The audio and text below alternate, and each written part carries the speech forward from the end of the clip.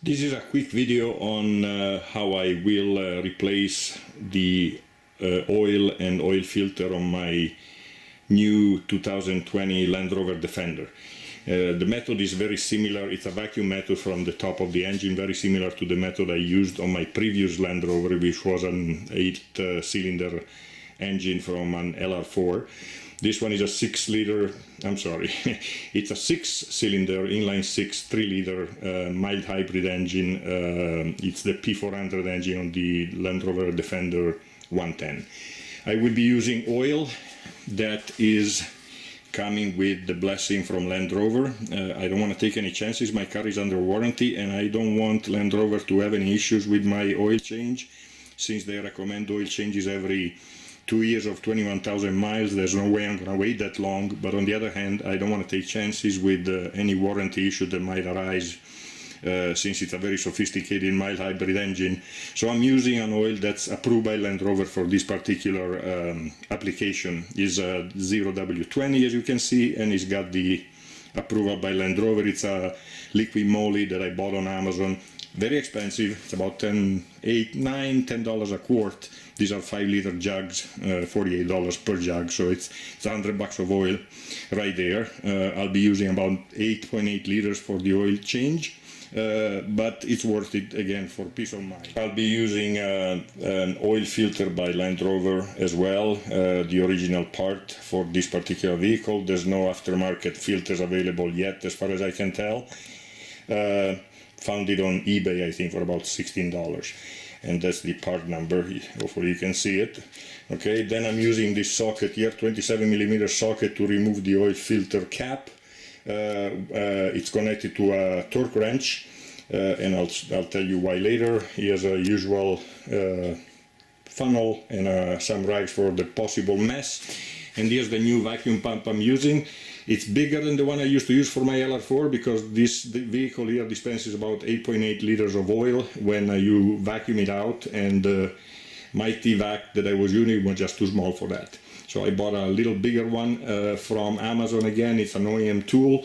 This is both manual with a pump up here, the old-fashioned way you can vacuum it out, or you can connect a compressor to this socket over here, and it becomes a pneumatic, automatic, basically vacuum pump, and that's the way I plan on using it.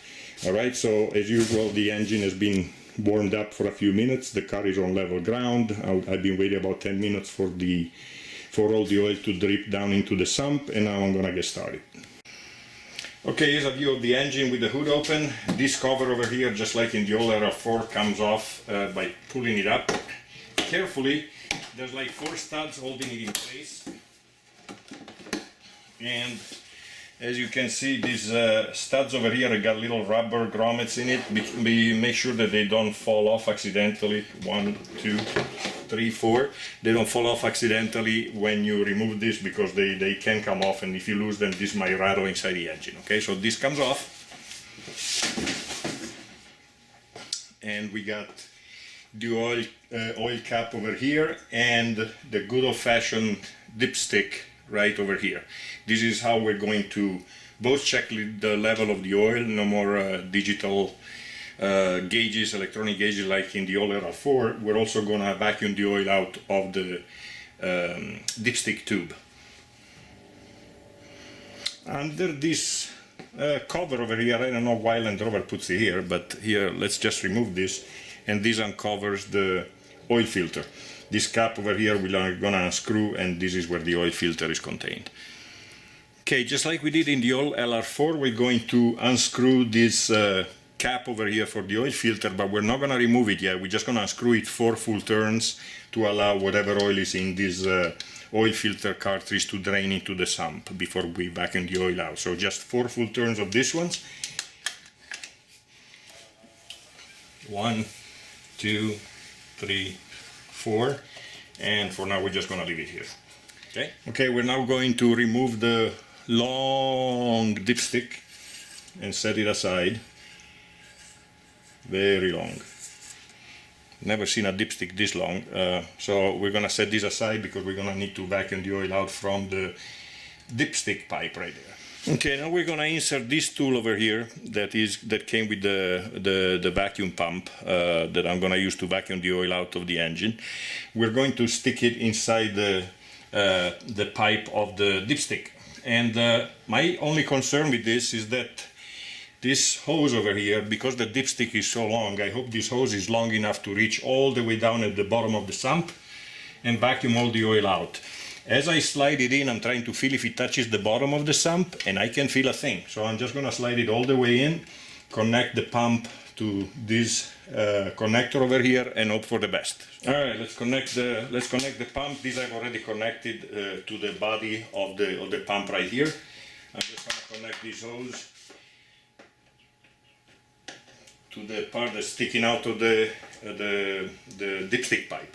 All right, now I'm gonna connect the compressor that I have in my garage to this socket over here, and then start it up and see if the oil sucks up without me needing to manually vacuum it out. That should be interesting.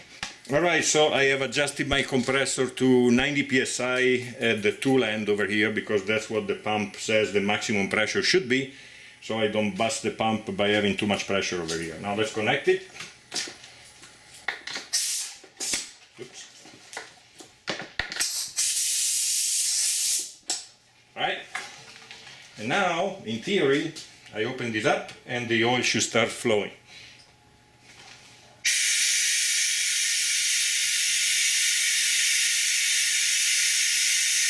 There it comes.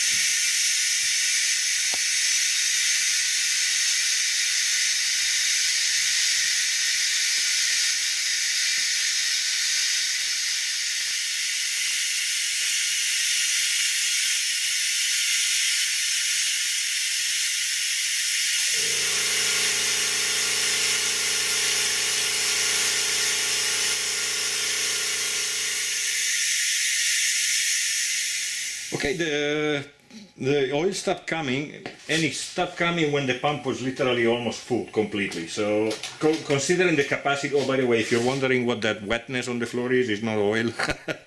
It rained in Southern California today, so this is water. It's not oil. That there was no leak from the pump.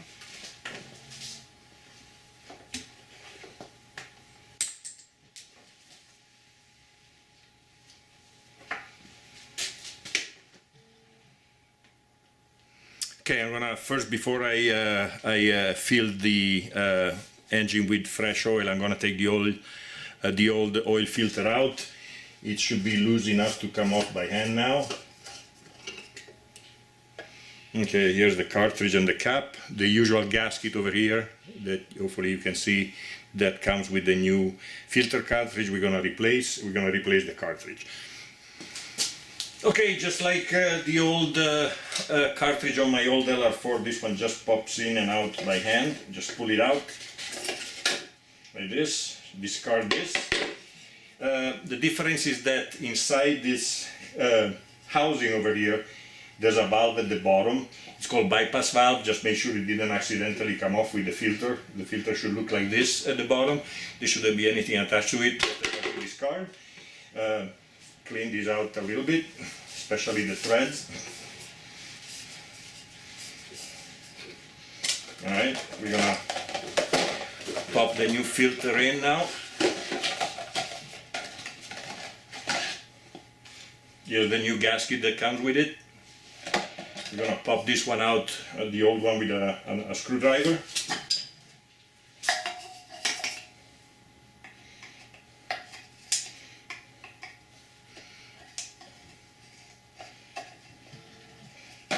Like this, it goes into this this section right here. And there's the new gasket again. Make sure you don't overstretch it and break it. Just put it in there and pop the new filter in until it kind of snaps in place like this. You can hear it snapping. There, that's it. Okay, so I'm gonna take some fresh oil now and oil these threads, this gasket, before I put the filter back in the engine. Whoa.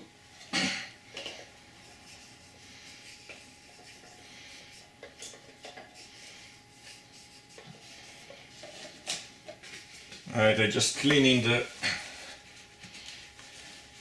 receiving end over here where the filter is, new filter, and the housing are gonna go. Make sure that there's no oil or dirt or anything like that, and you just screw it in by hand as far as it will go.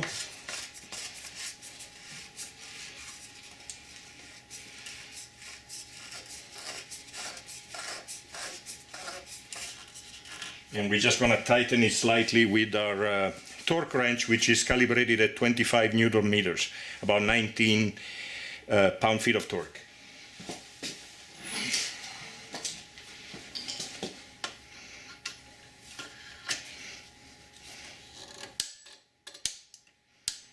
Okay, now that we have the fresh filter in place, we can replace the oil. Here's the cap.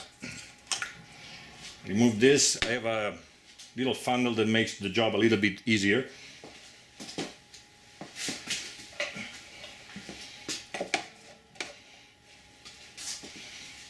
Alright, these are 5 liters. The car will take, according to the workshop manual, 8.8 liters. So this oil can goes in. Okay, and about the second can, about 3.5, just under 4 liters. So there should be about a liter left inside the can, inside the jug.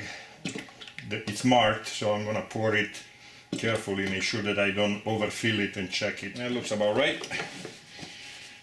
Okay, let's check the level using the dipstick now before we start. Okay, so it's right under the maximum. It's supposed to be between these two little holes over here. I don't know if you can see them, but the oil is right over there, which is fine because I'm sure that the oil filter is going to absorb some. So I'm going to turn on the engine right now, put the cap back on over here, turn on the engine, and then check the oil level again to make sure it's still in between the minimum and maximum, and then I should be done.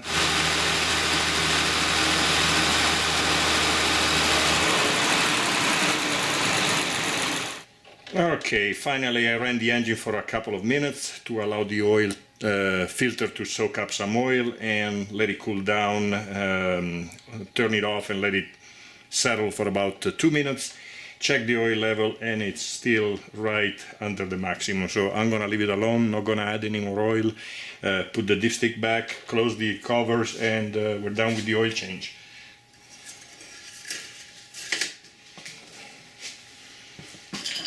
Okay, this cover right here goes with this cutout on top of the filter, oil filter cover, like this.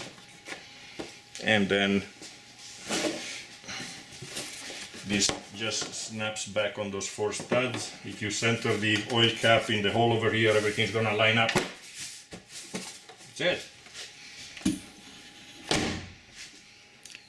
So 2 things about this oil change, which is also very easy and clean, as you can see. Obviously the vacuum pump that I bought on Amazon seems to be doing the job just fine with the compressor connected to it. No pumping whatsoever, it's all automatic. And the pipe that is provided to suck the oil out from the dipstick is obviously long enough, because at least 8.8 liters came out, which is what the shop manual said should be drained from the engine. And I did refill it with about just close to 9 liters, just under 9 liters, probably 8.8 liters, which is about 9.5 quarts, 9.3 quarts.